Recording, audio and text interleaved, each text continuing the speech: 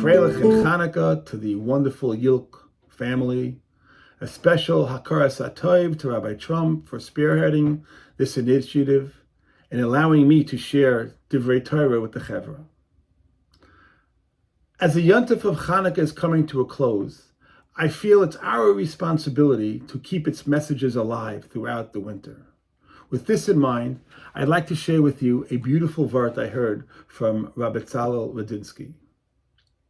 By now, I'm sure most of you have heard of the famous Kasha of the Pnei Yeshua, Rabbi Yaakov Yeshua Falk, who lived in the 1700s.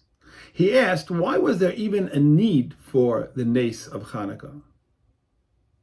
The fact is, the Bnei Yisrael did not need tahor oil at the time.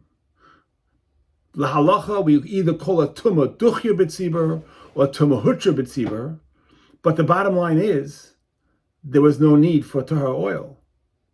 And yet, the Rebbeinu Shalom gave us a special nes for tahor oil. To make this question even a little stronger, the very tefillah that we say on Chanukah, Al Hanisim, the oil, the lighting of the neiros was really an afterthought. The most of the Al Hanisim discusses the Mochama. Lavtes Rivam, Danta Estinam, Nakamtes Nakmasam, Masata Giborim Bar Chalashim. It was only V'acha came Bo Vonech Liver Beisecha, Fino Sechalecha, Pitiharas Migdashecha, Veliko Neres Bachachas Kachecha. The Neres is an afterthought. Yet, we focus primarily on the Neres. We didn't even need tahor Neres. So what is the significance of this nes regarding the Neres? The Pnei Yeshua points out that the very idea that we didn't need it, and yet Hashem still gave it to us, that itself is a show of tremendous love that Hashem had for us.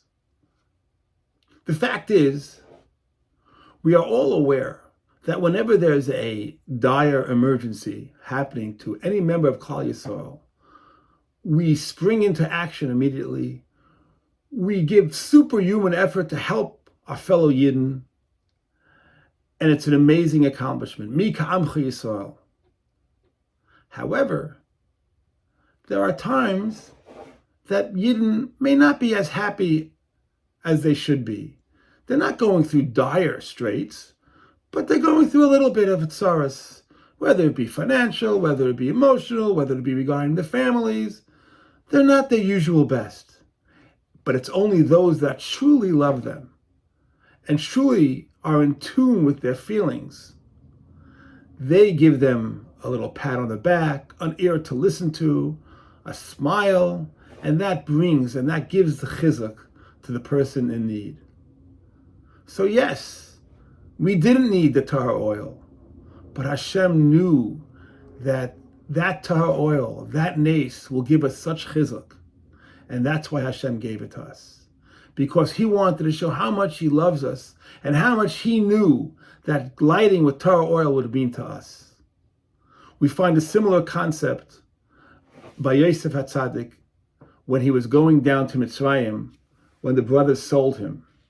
Chazal say that normally the caravan is filled with foul-smelling odors, but on this particular journey, Hashem made a nes that it should be sweet-smelling.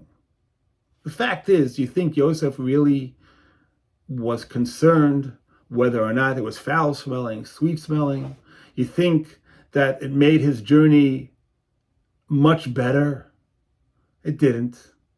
But you know what it did? It gave him chiyus. It gave Yosef chiyus, and it gave him the idea that the Rebbeinu Shalom is with him. And I think that's what we all need. Of course, in dire straits, Klal Yisrael is with us. We know that, and we appreciate it. But I think as we go through the winter, some of us sometimes feel down a little bit for whatever reason.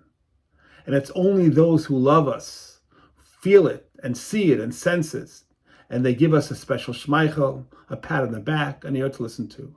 I think that's a beautiful message we take with us through winter. And I hope that when we do it together, for each of us, that will bring the Gula Shlema Bakar.